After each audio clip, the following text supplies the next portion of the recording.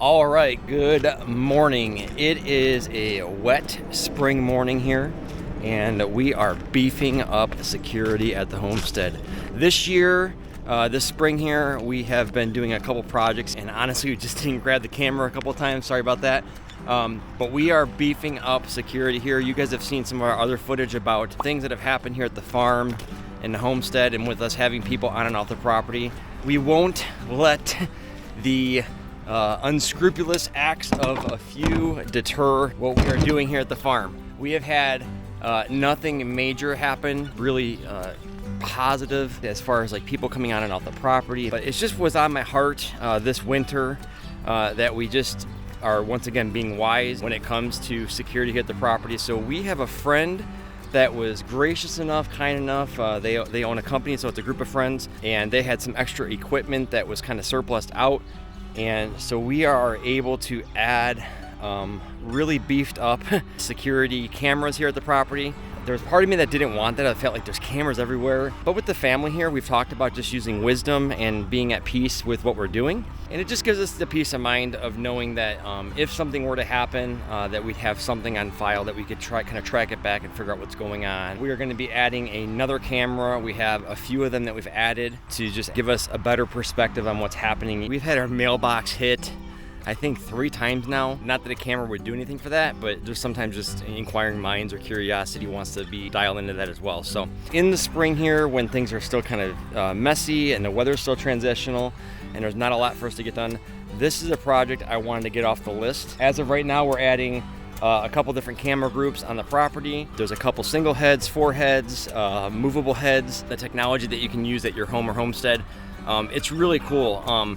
You can look at a lot of these things nowadays with all the technology, and they can become overwhelming and they can feel like they're just encroaching on you. But there are some things that we've chosen to embrace. One of those is having some security surveillance. We've done some minor stuff over the years. The other thing is using smart plugs in association with lighting systems. So we have lights that we can activate and illuminate the property at night. We can turn our fences on and off. And it just, you have to embrace some aspects of technology just to make life easier. Instead of going and buying a smart charger that is like super expensive for a hot wire fence, you can buy a $20 smart plug pack of 4 for like just hooking up on different things around the property. Some of these technology things are a help, and they work out, and we use them with a lot of success. So I'm not going to go into all the camera systems that we've installed here, but on the corner of the pole barn up over here, off in the distance there's a camera that's up there. It's got 4 cameras within that camera. And then back here on this corner overlooking the property here, we're going to have that one hooked up, and that's going to be a head that will be able to move and get different angles. It will really capture like the main driveway, people coming in and out, and kind of like the what they would call the choke points in your security. So one of the things I did learn from my friend when it comes to security and the cameras and mounting is that you really have to think about what the camera is going to be seeing and the angle it's going to be set at. So sometimes people put cameras way too low or way too high, and you have to really kind of put your head or your eyes where that camera would be looking from. And I know that's a very basic concept, but it was something that it just made a lot more sense when I got up on a ladder and I kind of just put my head up there and I was like, okay, that tree would obstruct that area over there, and if I'm looking this way, I got a clearer view. So really thinking about where that camera is going to be looking and how it's going to be functioning for you, and then just being willing to make some adaptations too. Like, it's okay if I have to maybe drill a hole and mount something and then all of a sudden realize, okay, that's way too high or way too low. We try to mitigate that the first time around and get it right. And so having some of the tips that my friend gave me, huge help for just really thinking about where that camera is going to be at, what it's going to be looking at, and what the use of that camera is. I think a lot of things that I've learned about the security side of things is having a camera doesn't necessarily stop things from happening, obviously.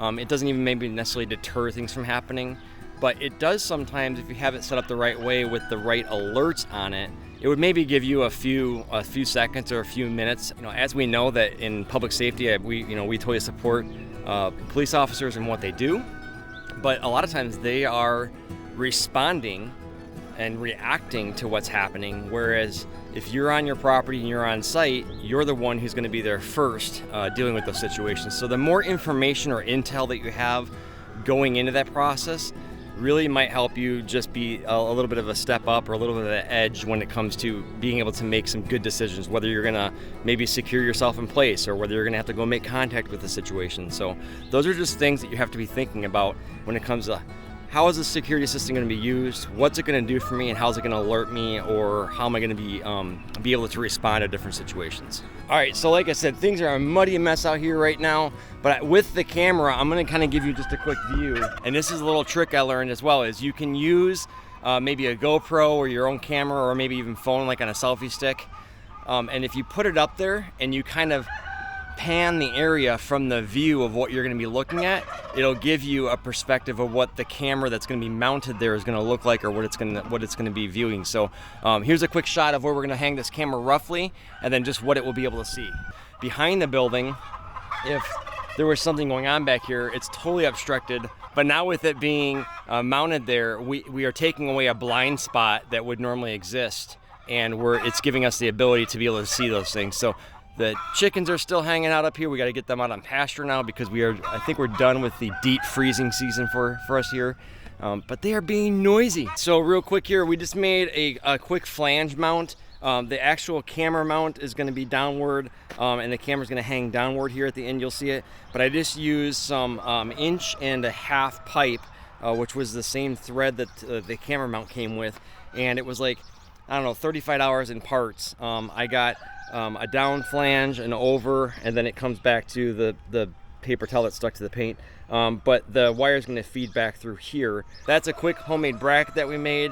It just used a gas pipe for the rigidity of it. Just did some silicone around the seals and gave some rattle can on it so it was white and blended in with the trim, and also protected it from rusting.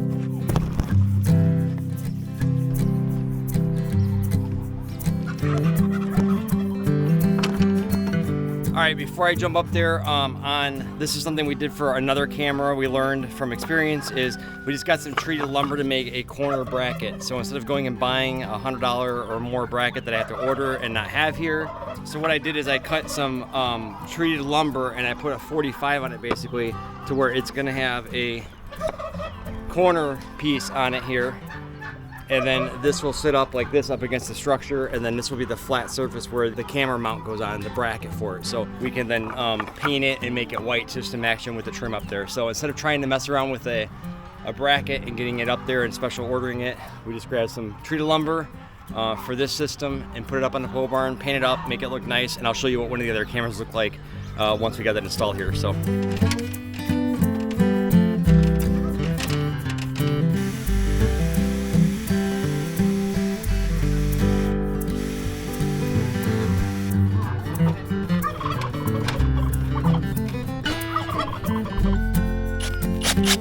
All right, so that's up there.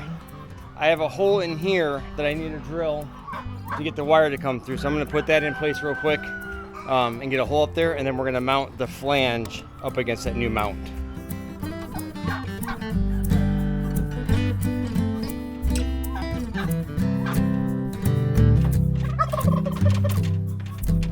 All right, so we pulled the wire. I got all that landed. We have to do a couple connections up here.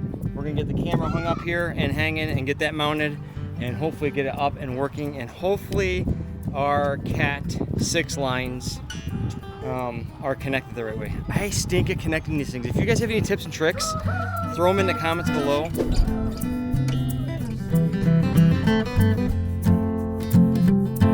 All right, so an update here. We got all the camera stuff installed. I just have to get a coat of white paint on here because it's a little bit cool out today, so I don't want to be painting it and having it be too cool for that. As of right now, we've got the camera up here. Above it, you have the IR, which is just going to help illuminate it more and give more light to it there.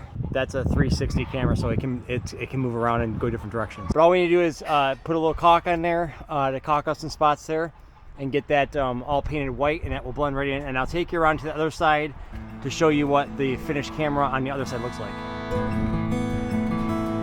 So hopefully that helps out with getting you thinking as far as just what you can do with cameras, what you can do with security at your home or homestead. these are things that you want to just keep in mind. I think that we've been given by the wisdom by the Lord to be wise and to be alert and be aware. And I personally think that we are heading into a season where this is going to be necessary. We're heading into a season where we as believers and followers of the things of the Lord and Christ, we need to properly discern the seasons that we're in.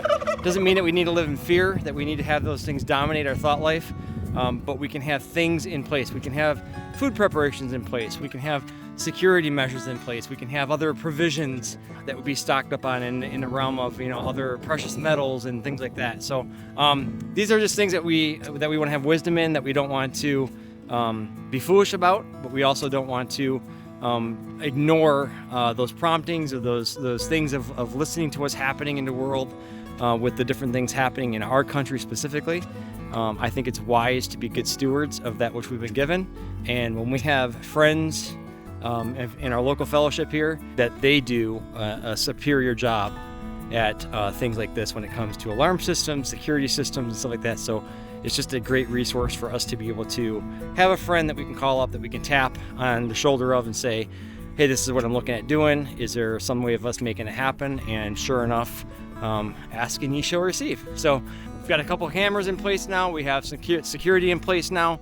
And it's just one of those things, peace of mind of having things in place to move forward in those things. So hope you all have a blessed day. Hope you're thinking about how you can make your home or homestead just a little bit more prepared and a little bit more secure.